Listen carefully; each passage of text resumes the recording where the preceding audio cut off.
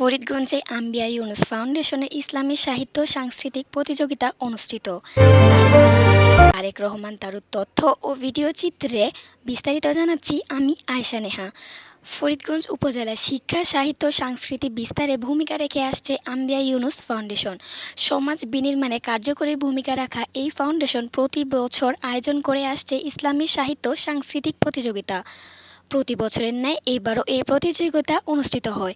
শনিবার ২২ মার্চ আম্বিয়া ইউনুস ফাউন্ডেশনের মিলনায়তনে জেলার বিভিন্ন শিক্ষা প্রতিষ্ঠানের প্রায় শতাধিক শিক্ষার্থী প্রতিযোগিতায় অংশ নেয়। প্রতিযোগিতায় ৩ বিভাগ যথাক্রমে কুরআন তেলাওয়াত, হামদনাত এবং আবৃত্তি প্রতিযোগিতা অনুষ্ঠিত হয়। এ সময় আয়োজকরা জানান, শিশু কিশোরদের মেধা বিকাশে ভূমিকা রাখাই এই আয়োজনের মূল লক্ষ্য।